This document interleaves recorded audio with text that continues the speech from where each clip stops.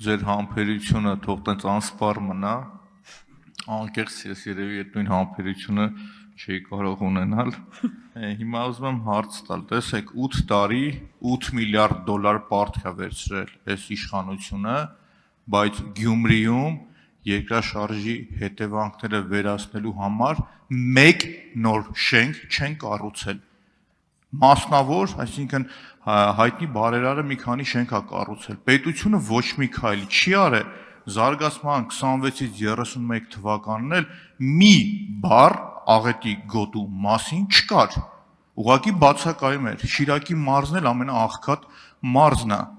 Ես ուզում եմ ձեր կարծիքը լսել դրա վերաբերյալ, այսինքն աղետի գոտու հետևանքների վերացնելու եւ 8 տարի 8 միլիարդ դոլար, շուտով 9 միլիարդ դոլար կդառնա պարտքը եւ ոչ մի նոր շենք, ոչ մի ծրագիր, ոչ մի աջակցություն։ Ձեր կարծիքը։ Շնորհակալություն, պարոն Մանուկյան, ես շատ վատ եմ վերաբերում այդ իրողությանը։ Մենք գործընկերներս վատնում կատարելու մասին էին խոսում, կարծում եմ, որ մասշտաբային վատնում է տեղի ունեցել։ Որովհետև եթե մենք 2.5 տրիլիոն պարտք ունենք, մեր երկիրը այդքան պարտք ունի, բայց օրինակ ծայրահեղ վատ խոսեցինք սոցիալական ծառայությունների մասին, մենք մեր երկրում մատերի վրա հաշված սոցիալական ծառայություններ, կենտրոններ կարող ենք տեսնել տարեցների խնամքի մասով, հոգեկան օրինակ, մի ոլորտ եմ դիտարկում, հոգեկան առողջության հետ կապված խնդիրներ ունեցող մեր համաքաղաքացիները ինչ պայմաններում են ծառայություններ ստանում, քանի շենքա ֆիզիկապես ավելացվել մեր երկրում, սոցիալական ծառայության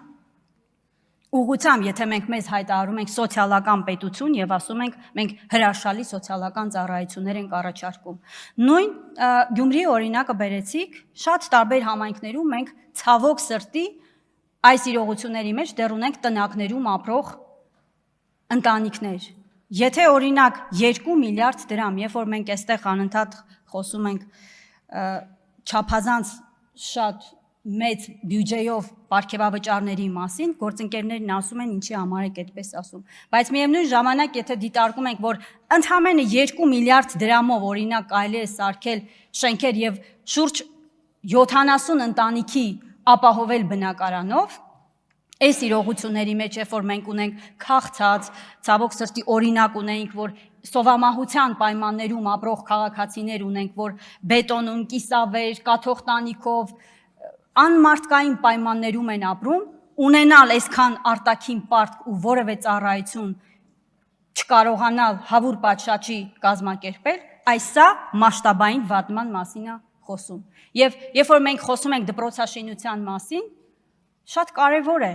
դպրոցաշինությունը։ Նույնիսկ ամոթ է, որ մինչև հիմա Հայաստանի Հանրապետությունում երեխան մանկապարտեզ է գնում քանդված շենքային պայմաններում կրթություն ստանալու։ Բայց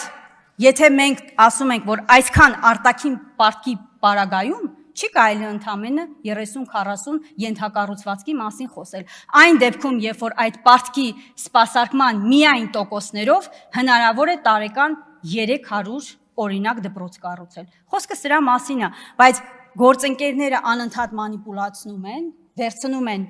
մի թեմա, դարձնում շահարկման առիթ, ինչի համար, որովհետև այդ բուն խնդիրները պիտի դառնան երկրորդային, որովհետև առաջնային խնդիրները ուշադրությունից դուրս են մնում, հենց այդ պատրվակով նաև։ Արձագանք։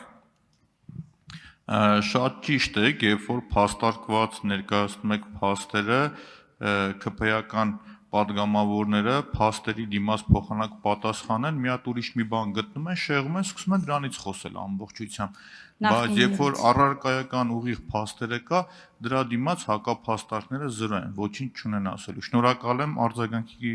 պատասխան չունեմ, էլի։